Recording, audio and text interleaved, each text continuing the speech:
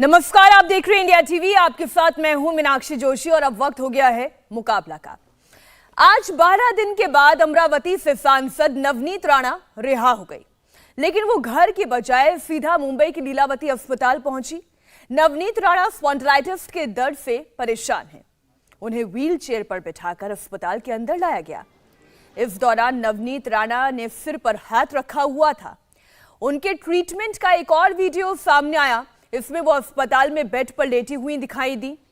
अस्पताल के डॉक्टर उनका हालचाल जान रहे थे। नवनीत राणा ये कहती नजर आई कि वो जेल में जमीन पर सो रही थी, जिसकी वजह से उनकी रीढ़ की हड्डी में दर्द उठ गया। ये तो अस्पताल का वीडियो था। इससे पहले जब जेल से नवनीत राणा रिहा हुई तो वो गाड़ी की अगली सीट पर ही बैठी हुई थी। मीडिया के सामने उन्होंने हाथ जोड़कर कहा कि उन्हें काफी दर्द है। चेहरे पर तनाव नजर आ रहा था, पीड़ा नजर आ रही थी।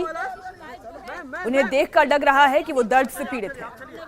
थोड़ी देर पहले नवनीत राणा के पति रवि राणा की भी रिहाई। रवि राणा जेल के बाहर जब आए तो उनके हाथों में हनुमान चालीसा थी।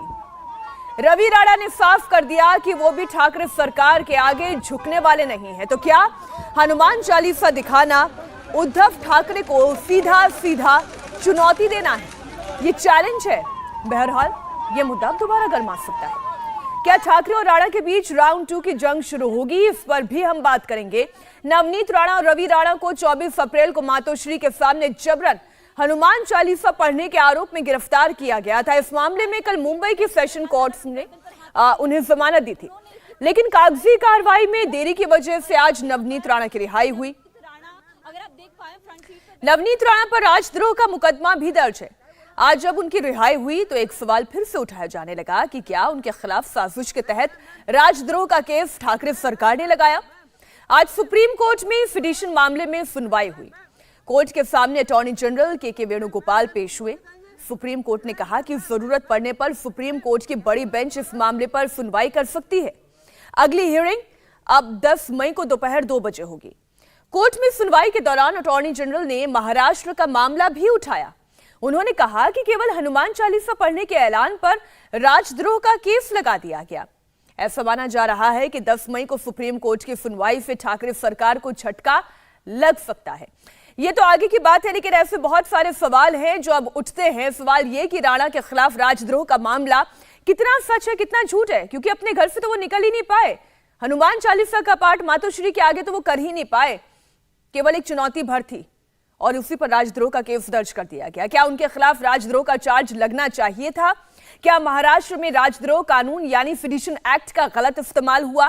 क्या महाराष्ट्र में किसी को चुप कराने के लिए ठाकरे सरकार राजद्रोह का केस धड़ल्ले से लगा सकती है? और क्या देश में राजद्रोह कानून की संवैधानिक वैधता है? इन सब पर चर्चा करने के लिए कुछ खास मेहमान हमारे साथ जुड़ गए हैं। भारतीय जनता पार्टी की ओर से पक्ष रखने के लिए के शर्मा जी है, स्वागत है आपका। शिवसेना की ओर से आनंद दुबे हमारे साथ जुड़ गए हैं। बागीश फरफत एमएनएफ की ओर से अपना पक्ष रखेंगे। एनसीपी की ओर से प्रवक्ता ब्रिजमोहन श्रीवास्तव हमारे साथ जुड़ गए हैं और दानिश कुरैशी, आप राजनीतिक विश्लेषक हैं, आप भी इस पर अपना पक्ष रखेंगे। बहुत स्वागत आप सभी मेहमानों का। मैं शुरुआत के शर्मा जी आपके साथ कर रही हूं, क्योंकि सवाल ये उठ रहा है अब, क्योंकि अटॉर्नी जनरल भी कह रहे हैं कि राजद्रोह का मामला लगाना उचित नहीं है।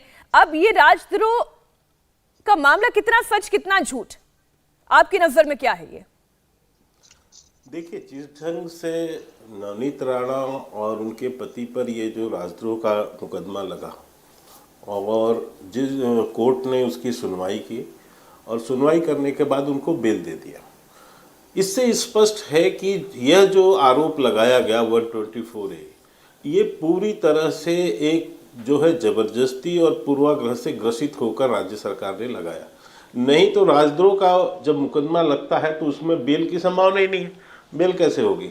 लेकिन कोर्ट ने नहीं माना ना, तो कोर्ट ने उद्धव सरकार के इस तरह की तानाशाही रवैये का पोल खोल दिया पूरी तरह से कि आप जिस ढंग से एक पक्षी व्यवहार आपने किया और एक केवल और केवल आपको किसी को धमकाना है, डराना है और इसके लिए आप हम ये आपके ऊपर आरोप लगा रहे हैं और लगा के आपको जेल के अंदर डाल दे रहे हैं और एक नहीं कई और फाइल कर दिए केसेस।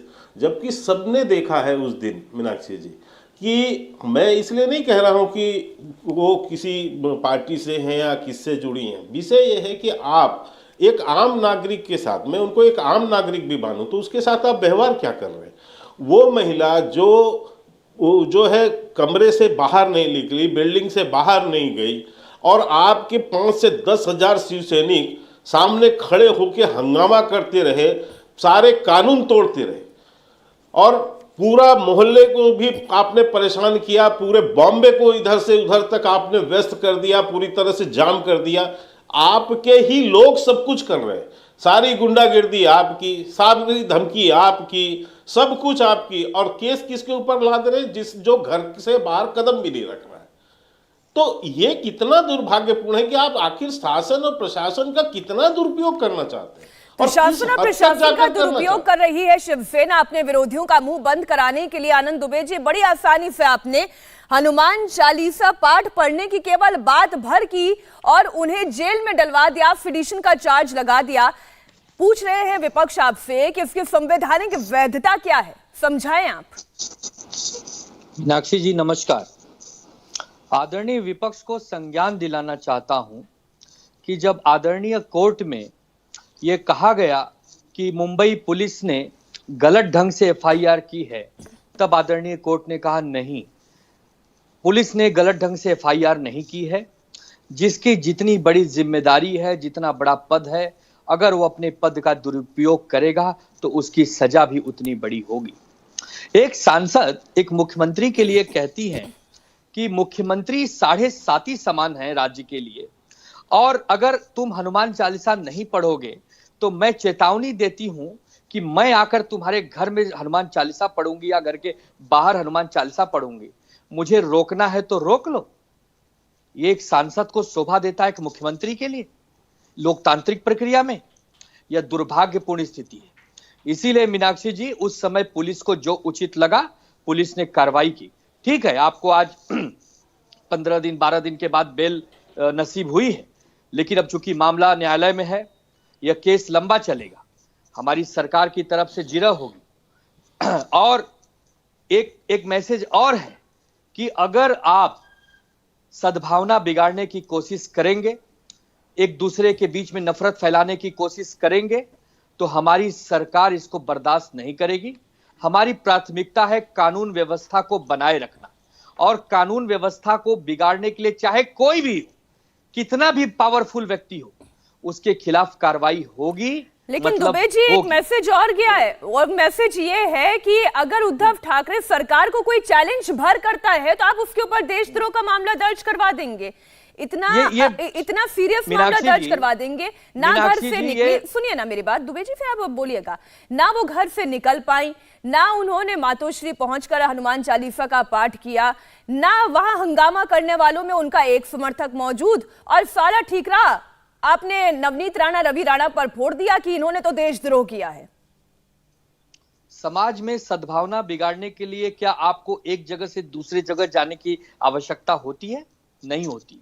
आपके शब्द जो तीर समान लोगों के छाती में छलनी कर देते हैं ना, उतना ही काफी होता है। आप क्या कहना चाहती हैं? आप सोचिए ना कि आपके माध्यम से पूरी देश की जनता देख रही है। नवनीत राणा, उनके पति रवि राणा क्या कहना चाह रहे हैं कि महाराष्ट्र के मुख्यमंत्री 7.5 हैं? मीनाक्षी जी, यह कोई छोटी बात आपके लिए होगी? आनंद दुबे जी, मैं एक आपको बात बताती हूँ। पॉलिटिकल पार्टीज किस तरीके से अपने प्रतिद्वंदियों पर वार पलटवार करती है, ये बाला साहेब ठाकरे के पुराने इंटरव्यूज में अब निकलवा के चलाने लगूं, इसका तो कोई औचित्य नहीं है। इसलिए मैं ये कह रही हूं कि इस तरीके की टीका टिप्पणियां कौन सी सरकार ने कौन से मुख्यमंत्री के खिलाफ या कौन से विपक्ष ने कौन से प्रधानमंत्री के खिलाफ नहीं कही है, जरा आप भी आत्ममंथन करके देखिएगा। मैं के शर्मा जी आपके पास आ रही हूँ, मेरे पास 3 और मेहमान है, मैं लौटूंगी, इस चर्चा को आगे बढ़ाएंगे। एक लाइन मैं कहना चाहता हूं, केवल इतना, क्योंकि इन्होंने 2-3 बातें कह दी। पहले तो शिवसेना के प्रवक्ता महोदय को एक चीज समझना चाहिए कि 124A क्या कहता है। 124A कानून के अंतर्गत बिल्कुल स्पष्ट 2 बातें मेंशन की गई हैं। एक पहली बात एक यही है कि सिर्फ सरकार की आलोचना करना राजद्रोह नहीं माना जा सकता, नंबर 1। नंबर 2, सरकार का मतलब संवैधानिक तरीके से बनी सरकार से है, न कि सत्ता में बैठे पार्टी या नेता। आप मुख्यमंत्री को यदि आप उद्धव ठाकरे पर आपने कह दिया कि 7.5 है तो आपकी छाती फट गई, आपकी छलनी हो गई। लेकिन ये आपका आरोप राजद्रोह का नहीं बनता। ठीक है, मैं इसका एक उदाहरण देता हूं। देश के प्रधानमंत्री मोदी जी को क्या क्या शब्दों से नहीं नवाजा विपक्ष ने, इन्हीं कांग्रेसियों ने और शिवसेना ने, तो क्या उस पर राजद्रोह लग जाएगा? एक व्यक्तिगत मुख्यमंत्री वो जो है उसके नाम लेकर यदि ये कहा जा रहा है तो उसको कैसे हो गया? लेकिन मैं कह रहा हूं क्योंकि आपके अंदर अहंकार है कि हम जो है कुछ भी कर सकते हैं, किसी को भी मार सकते हैं, पीट सकते हैं, और ये काम आपने किया। एक ट्वीट भर में आपने घरें तोड़ दी, वहां पर लोगों को सरेआम आपने रिटायर्ड व्यक्ति को घर से निकाल के मारा। शर्मा जी, आपकी बात आपने क्या नहीं किया है? तो आप कितने निचले स्तर तक गिरना चाहते हो? ठीक है, नहीं, एक मिनट में बाकी और मेहमानों को भी शामिल करना चाहती हूँ चर्चा में। बृजमोहन जी, देखिए, ये सीधा विपक्ष का आरोप है आप पर कि आपकी सरकार अहंकारी हो गई है, और ऐसे बहुत सारे उदाहरण मैं भी सामने रख सकती हूँ कि सत्ता पक्ष को इस तरीके की टीका टिप्पणियों को झेलना पड़ता है। लेकिन क्या हर ऐसी टीका टिप्पणी पर राजद्रोह का केस लग जाएगा? देखिए मीनाक्षी जी, मैं वकील तो नहीं हूं, लेकिन जितना मैंने 124A को पढ़ा उससे समझ में ये आता है कि जो ये 1870 में कानून बनाया था, ये कहता क्या है? ये कहता ये कि the law state that anyone to attempt to excite disaffection or hatred towards the government establishment by the words either spoken or written or by sign or by visible representation। ये डेफिनेशन है। इस definition पे जब हम बहन रंजीत राणा की सारी बातों को देखते और सुनते हैं तो मेरे जैसा एक साधारण आदमी को भी ऐसा लगता है कि वाकई ये एक कानून संगत जो एक सरकार है महाराष्ट्र में, उसके खिलाफ उनकी साजिश हो रही थी। अब इसका इंतजार नहीं किया जा सकता कि साजिश हो उसके बाद पुलिस कोई कार्रवाई करे। साजिश का पता लगते से सबसे पहले इंट्रोगेशन किया जाता है, और इंट्रोगेशन करने के लिए एफआईआर जरूरी है, एफआईआर के लिए पुलिस जरूरी है। तो ये उस प्रक्रिया का हिस्सा है। लेकिन इसका मतलब किसी भी हालत में हनुमान चालीसा के पठन से जुड़ा हुआ नहीं है, उनके एक्शन से जुड़ा हुआ है। इसको आपको समझना पड़ेगा। महाराष्ट्र में किसी भी व्यक्ति को हनुमान चालीसा पढ़ने के कारण किसी भी प्रकार का ना उसके खिलाफ केस रजिस्टर्ड हुआ है और ना ही उसके खिलाफ कोई कार्रवाई हुई है। ये कार्रवाई उनके एक्शन के कारण हुई है। चलिए, मैं इसका दूसरा पहलू बोलती हूँ। जो आनंद दुबे जी अभी काउंटर कर रहे थे, उन्होंने ये कहा कि भाई वो 7.5 कह रहे हैं, इस तरीके की भाषा का इस्तेमाल कर रहे हैं और ये कतई बर्दाश्त नहीं होगी। ऐसी न जाने कितनी टिप्पणियां की गई है अलग अलग नेताओं के खिलाफ जो सरकार में थे या नहीं थे। तो क्या ये मामला इतना गंभीर हो जाता है? देखिए, देशद्रोह का मतलब, राजद्रोह का मतलब ये है कि आप स्टेट के खिलाफ प्लानिंग कर रहे हैं। क्या स्टेट के खिलाफ 7.5 कह देना ये स्टेट के खिलाफ प्लानिंग है? क्या हनुमान चालीसा का पाठ कर लेना ये स्टेट के खिलाफ प्लानिंग है? वागीश सारस्वत, इस पर रिस्पॉन्ड करें। मैं एक सेकंड सर, आपका एक्चुअली वीडियो और ऑडियो दोनों फ्रीज हो रहा है बार बार। वागीश जी। मीनाक्षी जी, महाराष्ट्र में राणे हो या राणा, कोई भी सुरक्षित नहीं है। आनंद जी ने एक बार नहीं, मुझे लगता है कि जब से ये डिबेट में शुरू हुई है तब से कई बार, कम से कम 6 बार ये 7.5 का इस्तेमाल कर। अरे भैया, इतना डरे क्यों हो 7.5 से? अगर सरकार पे 7.5 लगी है तो लगी है। अगर 7.5 नहीं होती तो आपके गृह मंत्री जेल में नहीं होते। पूर्व गृह मंत्री अनिल देशमुख, आपकी सरकार पर 7.5 नहीं होती तो आपका एक मंत्री जिसका अभी तक इस्तीफा नहीं लिया है, नवाब मलिक, वो जेल में नहीं होता। आपने तो इस्तीफा भी नहीं लिया। ये 7.5 नहीं है तो क्या है? खाना खाते हुए नारायण राणे को आपने उठा लिया, आपकी पुलिस उनको लेके चली गई खींचते हुए, एक केंद्रीय मंत्री को उठा लिया। आपकी सरकार का तो धिक्कार किया जाना चाहिए लगातार, बार बार, जितनी बार हो सके। ये शनि की 7.5 नहीं तो क्या है? विनाश काले विपरीत बुद्धि। ये सरकार सारे ऐसे फैसले कर रही है जो विनाश काल में किए जाते हैं। अरे, हनुमान चालीसा पढ़ने की बात करने पे नवनीत राणा को राजद्रोह की जुर्म में आपने कैद कर दिया। आज न्यायालय ने उनको रिहा कर दिया है। इसका सीधा मतलब है कि आपका जो राजद्रोह का मुकदमा था, मुकदमा है, वो फर्जी है, नहीं वो वागीश झूठा है। जी, ये आप अभी झूठे रिहाई हैं। नहीं हुई, अभी तो ये मामला आपकी- चलेगा। आप- और आनंद दुबे कह रहे हैं अभी तो ये मामला और लंबा चलेगा, सरकार की तरफ से वकील अपना पक्ष मामला जब रखेगा, चलेगा, केवल जब बेल भर फैसला है। आएगा तब साफ हो जाएगा। मीनाक्षी सिर्फ जी, अभी उनको जमानत के मीनाक्षी लिए जी, इनकी केस नीयत चलेगा, पे ये देखिए सुप्रीम कितना कोर्ट खोट मुंबई है। ने कहा है। कोई भी अगर इनकी सरकार को निष्क्रिय कह दे, ऐसे मुख्यमंत्री को जो पिछले 2.5 साल में 5 बार भी मंत्रालय में नहीं गए हैं, उनको निष्क्रिय ना कहा जाए तो एक नंबर का देश का मुख्यमंत्री कहा जाए क्या? वो अव्वल मुख्यमंत्री हैं, रोज काम कर रहे हैं, वो तो कहीं नजर ही नहीं आते। फेसबुक लाइव के अलावा ठीक। मुख्यमंत्री श्री उद्धव ठाकरे जी ने किया क्या है पूरे मीनाक्षी 2.5 जी, साल एक में? प्रश्न आपने जो पूछा उसका क्या किया, मैं चाह रहा था जनता को क्या explain दिया है, देश को क्या दिया है? ठीक है वो ठीक है बार-बार- ठीक है वागीश जी, आपकी बात आ गई है। आप दानिश बेस्ट कुरैशी भी नहीं, हमारे साथ जुड़े worst हुए हैं, हैं। आप राजनीतिक विश्लेषक है, बड़ा निष्पक्ष होकर दानिश इस पर अपनी राय रखिएगा। अब हनुमान चालीसा का पाठ हो, या कोई ये कहे कि मैं अजान पढ़ दूंगा, या कोई ये कहे मैं तो सड़क पे नमाज पढ़ दूंगा, मैं इन सबसे इतर एक बैलेंस राइज पर समझना चाहती हूँ कि कैसे सरकार की आलोचना सरकार को गिराने की रणनीति हो सकती है, ये कैसे राजद्रोह हो सकता है, ये देशद्रोह का मुकदमा, सेडिशन का चार्ज, क्या ये वैलिड है? देखिए साक्षी जी, मैं एक बात कहूं कि जितना मेरी समझ में आया है अब तक, कि आनंद दुबे जी भी कह रहे थे, बीजेपी के प्रवक्ता भी कह रहे थे, आनंद दुबे जी का राणा दंपति पे एग्रेशन और के शर्मा जी का बचाव, देखिए ये दोनों अपनी अपनी पार्टी के प्रवक्ता हैं। अब आप देखिए कि नवनीत राणा जी जो हैं वो अपक्ष मतलब भारतीय जनता पार्टी से नहीं निर्दलीय। है, लेकिन फिर भी के शर्मा उनका बचाव कर रहे हैं। इधर एमएनएस का विरोध करना, वो तो समझ में आ रहा है कि वो अपने एक प्रोग्राम के मातहत कर रहे हैं, तो समझ में आता है कि वो शिवसेना का विरोध करेंगे। लेकिन के शर्मा साहब का जो समर्थन है वो कहीं ना कहीं जो है ना, इस पूरे प्रोग्राम को मतलब ये एस्टैब्लिश करता है कि कहीं ना कहीं बैकअप है। दूसरे नंबर की बात मैं कहूं, देखिए जैसा कि एनसीपी के जो प्रवक्ता बैठे उन्होंने ये कहा, मैं आपको बताऊं कि कभी भी किसी भी प्रकार के कानूनन विपरीत होने के लिए धमकी भर ही काफी होती है। आप मुझे बताइए कि जो मोहतरमा है वो एक सांसद हैं, वो एक आम इंसान नहीं है, और उनके पास मुझे लगता है कि हम लोगों को ये मान लेना चाहिए, मानते ही हम भारतीय नागरिक, वो एक सांसद हैं, मतलब के 550 सांसदों में से एक सांसद है जिनकी अपनी जिम्मेदारी है, जिनके पास एक लाखों लोगों का प्रतिनिधित्व है, उनका ये एक गैर जिम्मेदाराना काम। एक मिनट के लिए मान लीजिए,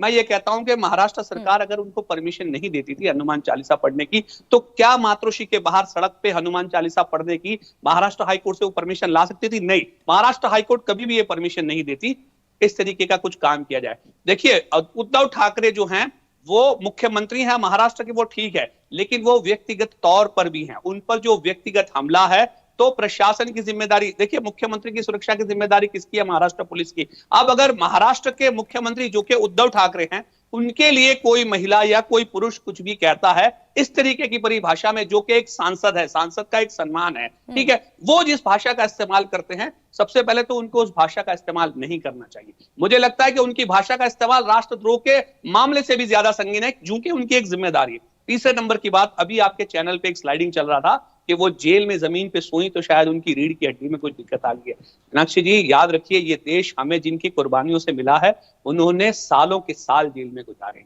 और अगर आज के हमारे ये सांसद इतने नाजुक हैं कि महज जमीन पे सोने भर से इनकी रीढ़ की हड्डी में दर्द होता है, तो मुझे लगता है कि भारत के नागरिकों को और ज्यादा मजबूती से मुस्तकबिल को अच्छा सा मजबूत बना सके, ऐसे सांसदों को चुने। तो दानिश जी का कहना ये है के शर्मा जी की, पहली बात तो ये है कि बीजेपी पूरी तरीके से बैकअप दे रही है नवनीत राणा को, इसलिए वो ये हिम्मत दिखा पा रही है, और दूसरी बात ये जो उन्होंने कहा कि ये तो राजद्रोह से भी ज्यादा खराब है, वो जिस तरीके की टिप्पणियां कर रही हैं, जिस तरीके का माहौल बनाने की कोशिश कर रही हैं।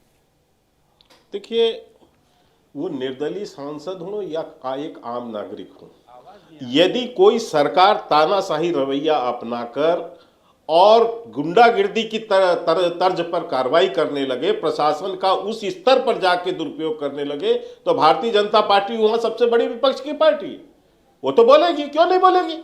उसमें इनको समर्थन समझना है, समर्थन समझे, क्योंकि दानिश कुरैशी जो है इसको एक पार्टी से जोड़ना चाहते हैं, इसलिए वो इस तरह की बयानबाजी कर रहे हैं। लेकिन अपनी बात में कितने उल्टे हैं वो। अभी कह रहे हैं कि उसके सीएम की एक सुरक्षा होती है, उस सुरक्षा में सेंध हो रहा था। मैं ये कह रहा हूं कि ना वो महिला घर से बाहर तक नहीं निकली, तो कैसे सुरक्षा में सेंध हो गया? यदि वो वहां जाकर पढ़ती या कुछ बात होता तो बात समझ आती। दूसरी बात, वो समझा रहे हैं कि एक पार्लियामेंट्री की बहुत बड़ी जिम्मेदारी होती है। ये शिवसेना के प्रवक्ता ने भी कहा कि जितना बड़ा पद उतनी बड़ी जिम्मेदारी। और इससे उद्धव ठाकरे की क्या जिम्मेदारी है? वो मुख्यमंत्री नहीं है। इनके गृह मंत्री की क्या जिम्मेदारी है? इनके संजय राउत की क्या जिम्मेदारी है जो कहते हैं चिता सजा के रखना? ये कौन सी भाषा होती है? इनके जबान बंद है उस पर। आप एक महिला को कहते हो चिता सजा के रखो।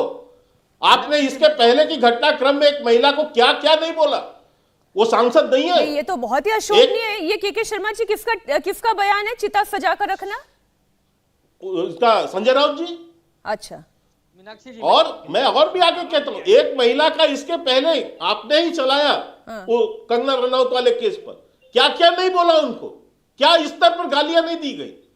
एक संजय राउत जी का यानी ये स्ट्रक्चर होगा? वो सांसद नहीं है। और दूसरा मैं ये कह रहा हूं कि हिंसा फैलाना ये कौन सी वो है भैया? यहां कहां हिंसा फैलाने की बात हुई? जब वो घर से ही बाहर नहीं निकली, अरे ठीक, उन्होंने अनुमति मांगा, आपने अनुमति नहीं दी। अनुमति नहीं दी, आपने घर के अंदर उनको अरेस्ट कर दिया। उन्होंने बकायदा प्रेस करके जो है कहा कि मैं जो है यानी अपना वो वापस ले रही हूं। 2:30 बजे उनका बयान भी आ गया। इसके बावजूद आप जाकर अरेस्ट करते हो। नहीं, लेकिन उतने भर से शर्मा जी काम नहीं बनता था ना, क्योंकि शिवसेना के सुप्रीम लीडर के खिलाफ इस तरीके का बयान दे देना, 7.5 कह देना। अच्छा, ये बोला आनंद दुबे जी गजब की बोला पराकाष्ठा है। नैतिकता तब कहां जाती है जब चिता सजा कर रखना जैसे बयान आते हैं। ये तो मेरे नजर में था नहीं, मुझे अभी पता चला। आनंद दुबे जी, आपने नैतिकता का पाठ एक निर्दलीय सांसद को तो पढ़ा दिया, लेकिन संजय राउत जी अगर ये कहते हैं कि चिता सजा कर रखना, तो ये बहुत अच्छी भाषा है।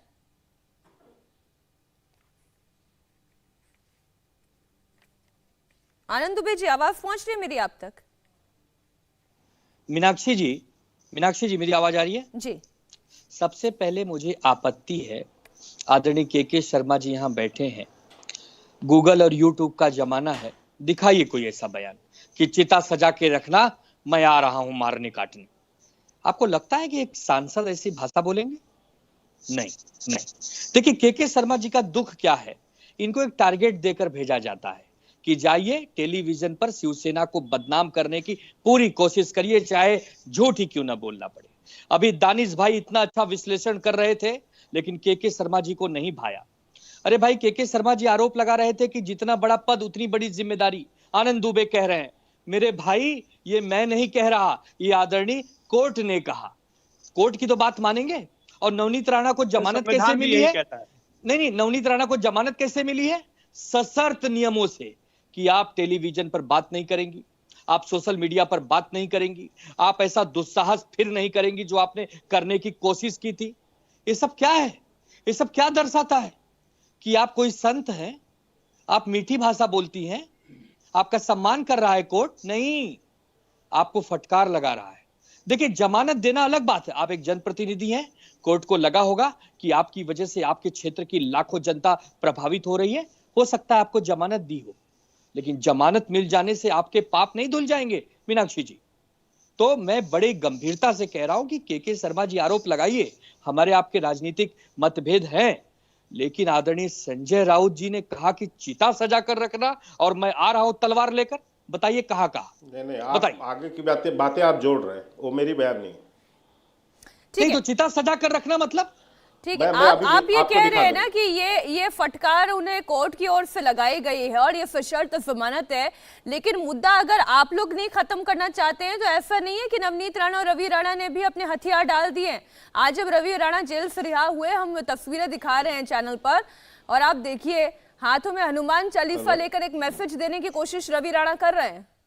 मीनाक्षी जी, हनुमान चालीसा पढ़ने का न तो कोई विरोध है, हनुमान चालीसा हाथ में दिखाने का न तो कोई विरोध है।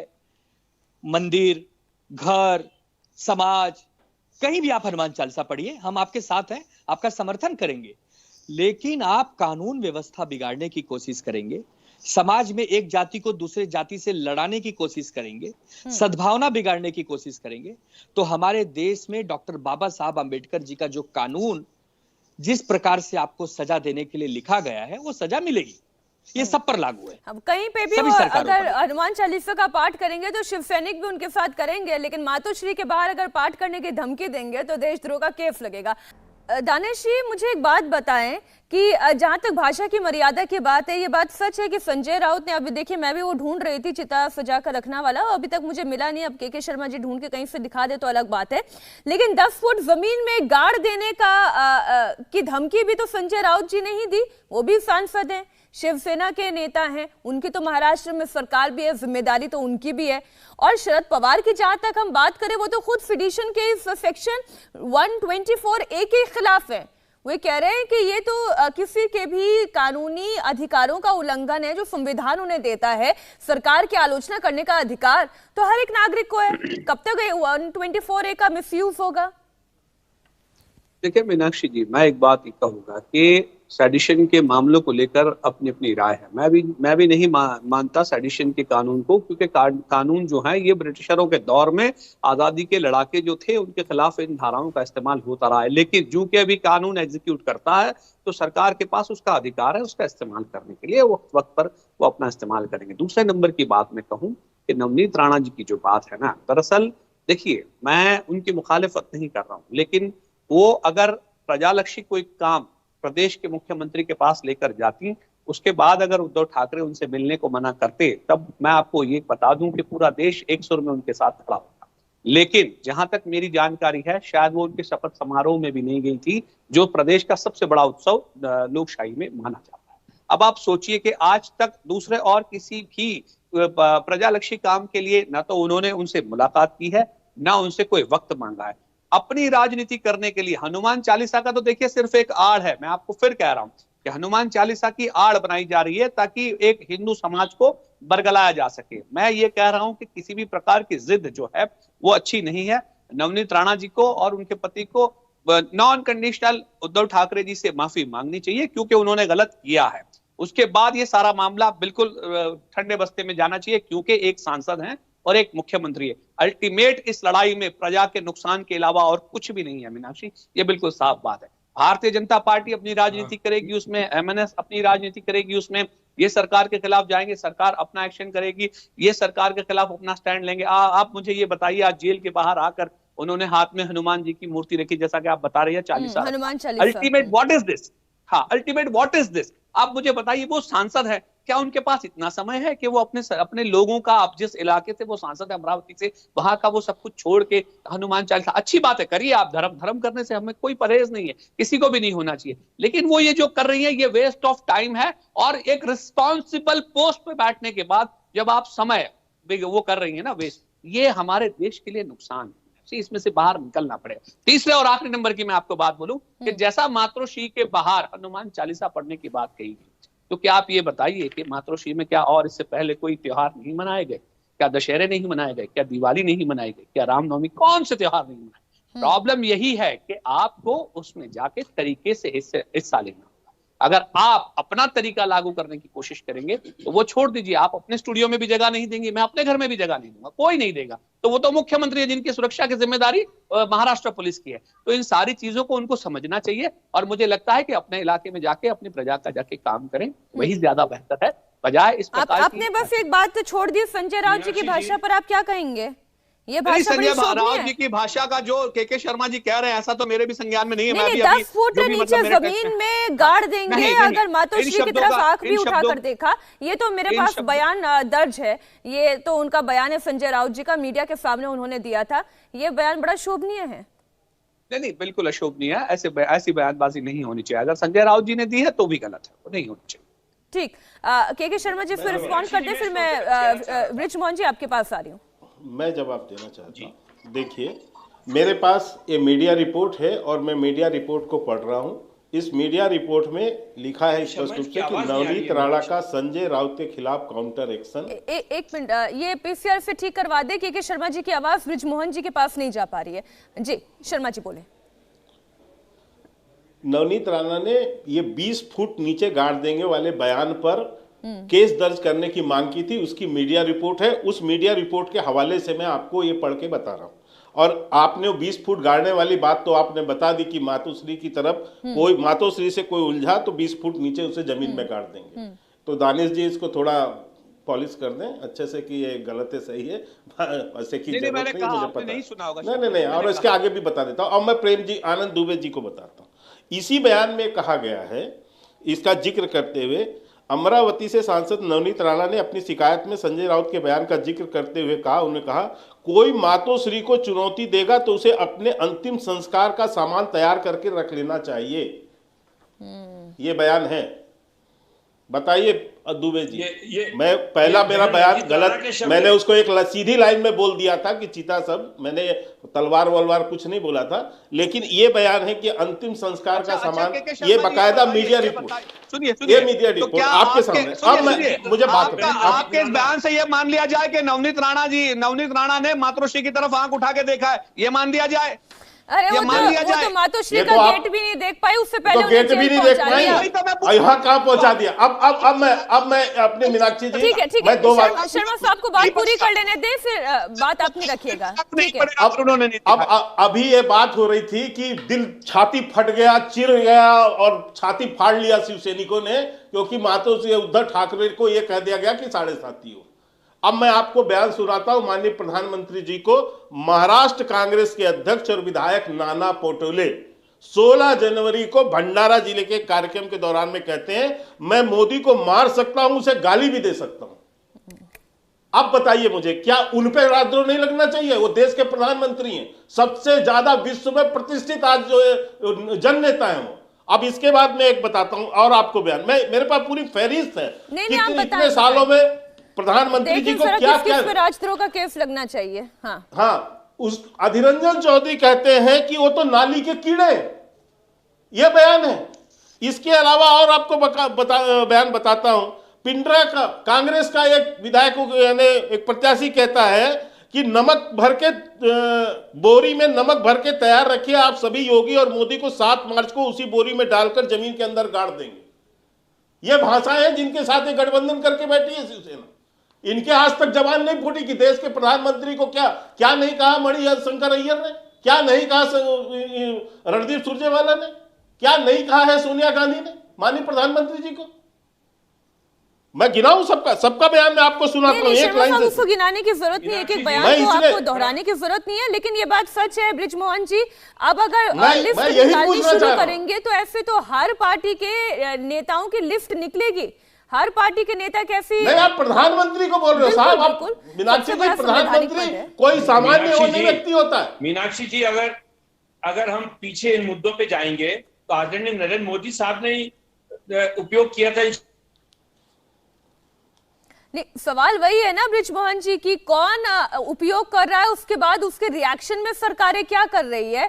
अब अगर ऐसे ही एक एक चीज को गांठ बांध कर रखी जाए और उस पर देशद्रोह का मुकदमा चलाया जाता रहे, तो देशद्रोह जैसे मुकदमे का तो ये तो अंग्रेजों से ज्यादा खराब तरीके का इस्तेमाल है जो हमारी सरकारें कर रही है। फिर तो ये सवाल उठेगा ब्रिजमोहन जी। नहीं, इस बात को सुन लीजिए फिर एक मिनट। देखिए ये मुद्दा क्या है। मुद्दा यह है कि जब बहन रंजीत राणा ने एक बयान दिया आदरणीय उद्धव ठाकरे साहब के खिलाफ, तो अमरावती पुलिस ने उनसे ये कहा, मुंबई पुलिस एक्ट 135 के तहत उनको एक नोटिस दिया कि आप अमरावती छोड़ने के पहले पुलिस को इन्फॉर्म करेंगी और अपनी गतिविधियों की जानकारी देगी। ये बगैर और अमरावती पुलिस को जानकारी दिए वहां से चोरी छुपे मुंबई पहुंच गई। इस चोरी छुपे आने से पुलिस को यह आशंका हुई कि वाकई जो इन्होंने कहा है वैसा ही ये करना चाहती है कि 124A आखिर अट्रैक्ट कैसे हुआ, ये 124 उन तक पहुंचा कैसे, इसका तो अपने को समझना पड़ेगा ना। अगर उन्होंने अपने इस इंटेंशन को साफ किया होता तो मैं सोचता हूं ऐसी कोई घटना नहीं होती। मैं तो आज भी कहता हूं, आज बहन रंजीत राणा 2 ट्वीट करें, एक आदरणीय मोदी जी के लिए करें और एक आदरणीय उद्धव ठाकरे के लिए करें कि मैं आपके घर पे आपके निवास पे आके हनुमान चालीसा का पाठ करना चाहती हूँ। मुझे पूरा विश्वास है कि इसका सबसे पहला सकारात्मक जवाब आदरणीय उद्धव ठाकरे के पास से आएगा कि बहन आओ और आप हनुमान चालीसा का पाठ करिए, कोई मुद्दा नहीं है। लेकिन इसके पीछे जो प्रॉक्सी वार हो रहा है, जो बीजेपी इनका उपयोग कर रही है, मुद्दा वो है। तीसरी बात मैं आपसे और कहना चाहता हूं कि आज हमारे के शर्मा जी बहुत दुखी हो रहे हैं इस 124A के ऊपर जो बहन रंजीत राणा पे लगा। उस दिन क्या हुआ था जब एक 21 साल की लड़की जिसने कि किसान आंदोलन के मामले में सिर्फ एक ट्वीट किया था, दिशा रवि ने, रातों रात आपकी बहादुर पुलिस दिल्ली की पहुंची आदरणीय प्रधानमंत्री के कहने पे, केंद्र सरकार के कहने पे, और उस लड़की को पकड़ के लाके बंद कर देते हैं दिल्ली के अंदर। उस समय किसी भारतीय जनता पार्टी के नेता ने इसमें नहीं कहा ये क्या कर रहे हैं आप एक 21 साल की लड़की के ऊपर। ठीक, बृजमोहन जी माफ कीजिए, मैं आपको बीच में रोक रही हूँ। रवि राणा कुछ कह रहे हैं, जरा सुन लेते हैं। आपकी बेटी बहुत चिंतित थी। मेरी बेटी, मेरा परिवार सभी दुखी है, और मैं अभी जो तबीयत देखने जा रहा हूँ, नवनीत राणा की जो तबीयत खराब है, उन्हें जो जेल में जिस तरह से तकलीफ हुई है, जिस तरह से उनको तकलीफ दी गई है, और 5 दिन से वो लगातार बोल रही थी मुझे एडमिट करो, पर उसके तरफ प्रशासन ध्यान नहीं दे रहा था। ये दुर्भाग्य की बात है। आणि मी सगळ्यांना सांगतो की ज्या पद्धतीनं नवनीत राणा आज ऍडमिट आहे लीलावतीमध्ये, आणि त्यांना जो त्रास चालू आहे तो गेल्या 6 दिवसाहून त्रास चालू होता। त्यांनी विनंती केली होती पण त्यांना जेल प्रशासनाने ऍडमिट केलं नाही, हे दुर्भाग्य आहे। एका लेडीजला एवढं भ्याचं कारण काय आहे, एवढ्या प्रकारचं प्रेशर आणण्याचं कारण? आपने रवि राणा को सुना। रवि राणा ये कह रहे हैं कि ये बहुत ही दुख की बात है कि वो लगातार कह रही थी कि मुझे अस्पताल में आप एडमिट करें, मेरी तबीयत ठीक नहीं है, लेकिन उसके बावजूद इसमें देर की गई। तमाम बातें आपने सुनी। आनंद दुबे जी, अब देखिए कई लोगों का मानना यह है कि दरअसल अब देश में अभिव्यक्ति की स्वतंत्रता नाम की चीज ही नहीं रह गई है। अब नवनीत राणा अगर कहीं हनुमान चालीसा का पाठ करना चाहती हैं तो केवल धमकी देने भर से उनके ऊपर देशद्रोह का मुकदमा चल जाता है। बृजमोहन जी ने एक दूसरा और एग्जाम्पल रखा, एक रवि नाम की लड़की का उन्होंने जिक्र किया कि कैसे उसके ऊपर फिडिशन का चार्ज लग गया। ये कहा उस समय भारत सरकार ने कि लोकतंत्र को खतरा, एक ट्वीट से लोकतंत्र को खतरा हो गया देश के। ठीक, एक ट्वीट से लोकतंत्र को खतरा हो जाता है। हनुमान चालीसा का पाठ करने भर से, अभिव्यक्ति की स्वतंत्रता इस्तेमाल करने भर से महाराष्ट्र सरकार को खतरा हो जाता है। मीनाक्षी जी, पहले के शर्मा जी की बात का जवाब दूं। जो उन्होंने नाना पटोले जी का उदाहरण दिया वो मामला समाप्त हो चुका है, क्योंकि उन्हीं के गांव का वो मोदी नाम का व्यक्ति था जिनको हंसी में नाना पटोले ने कहा था, और उसी मोदी ने आके प्रेस कॉन्फ्रेंस में कहा कि मैं ही मोदी हूं, मेरा नाम मोदी है, और मेरे लिए नाना पटोले ने कहा था, न कि प्रधानमंत्री के लिए। तो के शर्मा भाई, आप ये कितने मासूमियत के साथ जो है इस मामले को आपने खत्म कर दिया। नहीं आनंद, एक मिनट मीनाक्षी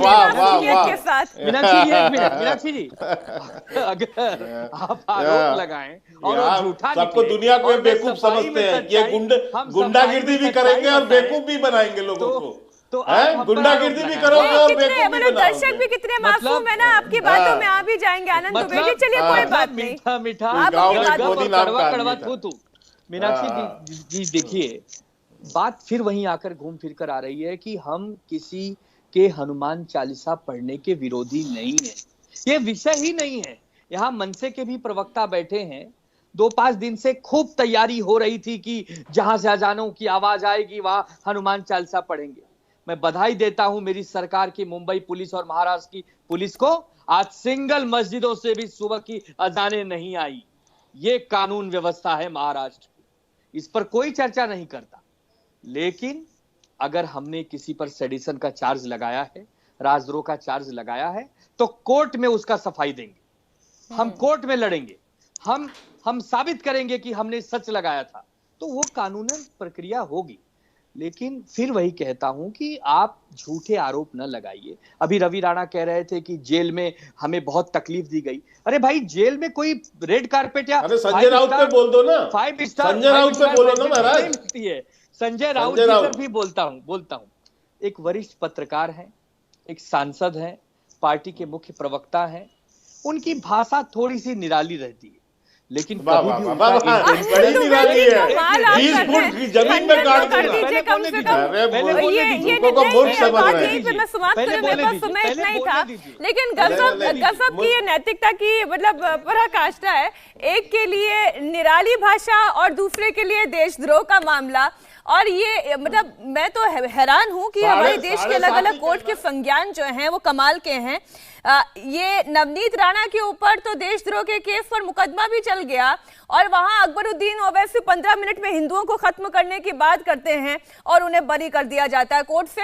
ये भी निराला है, ये लॉ सिस्टम भी बड़ा निराला है। बहुत शुक्रिया के शर्मा जी, आनंद दुबे जी, बृजमोहन श्रीवास्तव जी, दानिश कुरैशी जी हमारे साथ इस चर्चा में शामिल होने के लिए। इंडिया टीवी हर वक्त हर जगह डाउनलोड करने के लिए सर्च करें India TV news Google play store या ऐप स्टोर पर।